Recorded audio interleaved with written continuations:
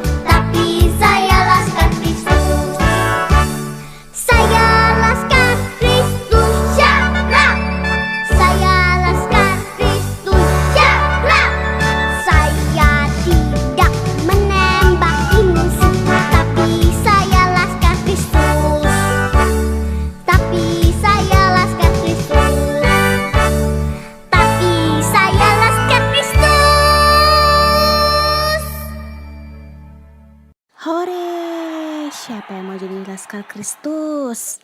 Saya, iya, Laskar Kristus seperti bangsa Israel. Kita dengerin yuk ceritanya kayak gimana. Tapi sebelumnya buka dulu Alkitabmu. Ma Papa bantuin adik-adik di Yosua 7 ayat 1 sampai 26. Bangsa Israel sudah merebut kota Yeriko dan membawa banyak sekali harta. Dan harta ini akan dipersembahkan khusus kepada Tuhan. Tetapi ada seseorang yang mencurinya. Siapakah orang itu? Penasaran? Ayo kita lanjutkan ceritanya. Setelah Israel dan Yosua merebut kota Yeriko, Yosua mengutus orang Israel yang ada di Yeriko ke kota Ai. Kota Ai dekat sama Kanaan, yaitu tanah perjanjian yang dijanjikan Tuhan kepada bangsa Israel. Mereka harus melewati sungai Yordan. Yosua mengutus orang-orang di sana untuk mengamati kota Ai. Dan sekembalinya mereka dari sana, mereka berkata bahwa orang-orang di kota Ai itu sangat sedikit. Jadi utus saja orang Israel sebanyak 3.000 orang. Jangan semua orang Israel. Tapi pada saat 3.000 orang Israel yang diutus ke kota Ai datang menyerang kota Ai, ternyata orang Israel kalah oleh orang Ai. Mereka pulang dengan sedih. Mereka dikejar sampai keluar gerbang kota. Mereka kalah dan sedih. kenapa ya orang Israel tidak menang? Apa gerangan yang terjadi? Lalu Yosua dan bangsa Israel sujud di depan tabut Tuhan. Yosua merasa kecewa dan berputus asa. Katanya, Tuhan, kenapa engkau menyuruh bangsa Israel menyeberangi sungai Yordan untuk dikalahkan? Kalau orang Kanaan mendengar hal ini, kita juga pasti akan dikalahkan. Lalu berfirmanlah Tuhan, bangunlah Yosua, kenapa engkau sujud begitu? Orang Israel sudah berdosa, ada yang mencuri sehingga mereka kalah. Bangunlah dan carilah siapa pelakunya, karena dia pasti akan dihukum. Kira-kira Yosua berhasil nggak ya menemukan siapa pelakunya? Lalu dia mencari di setiap suku, di setiap keluarga bangsa Israel. Dan menemukan seseorang dari Yehuda, kaum Zerah, keluarga Zabdi. Namanya Akan, dialah pelakunya. Yosua menegur Akan untuk menghormati Tuhan. Lalu Akan mengakui kesalahannya dan menyesal. Katanya harta itu disembunyikan di dalam kemah di bawah tanah. Ada emas, perak, dan jubah. Harta yang dicuri pun telah ditemukan. Dan kemudian dibawa semuanya untuk dipersembahkan kepada Tuhan. Bagaimana dengan Akan dan keluarganya? Di lembah Akor mereka dibawa ke sana dan dilempari batu oleh Israel. Itulah hukuman Akan dan keluarganya. Setelah Akan dan keluarganya mati, mereka mendirikan di atasnya timbunan batu yang besar. Maka Tuhan tidak marah lagi. Sebab itu nama tempat itu disebut lembah Akor. Pelajaran apa ya yang bisa diambil dari cerita ini? Iya, kita tidak boleh mencuri, yaitu mengambil diam-diam yang bukan milik kita. Dan jangan curang seperti menyontek. Jangan egois dan mementingkan kepentingan diri sendiri. Itu yang tadi seperti Akan, dia mementingkan kepentingan sendiri, mengejar harta untuk dirinya sendiri. Sehingga membuat Israel menjadi kalah. Ingat, mata Tuhan itu melihat apa yang kita perbuat baik atau jahat. Jadi kita harus taat dan disiplin. Ingatlah bahwa anak Tuhan yang taat disiplin selalu jujur. Ingatlah juga kalau mata Tuhan mengawasi, makanya kita harus hormat dan takut akan Tuhan. Misalnya, sungguh-sungguh berdoa. Gak boleh main-main, harus serius. Kalau baca Alkitab atau ikut sekolah minggu, gak juga boleh main-main ya. Dan kalau menghafal ayat emas, gak boleh nyontek di Alkitab ya. Ingat, mata Tuhan sedang mengawasi kita. Kalau kita berbuat yang tidak baik, Ia akan menghukum kita, oke? Seperti lagu berikut ini. Semua nyanyi sama-sama yuk pakai gaya.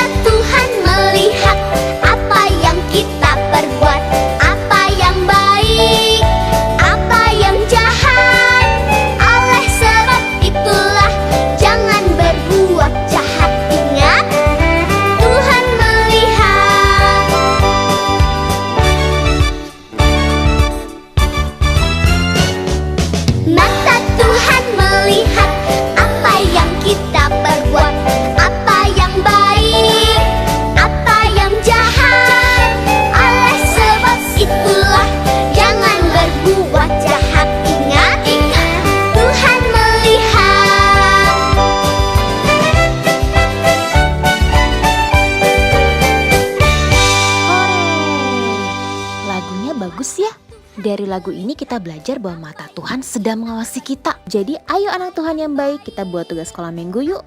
Adalah nyanyikan lagu Mata Tuhan Melihat dengan gaya ekspresif.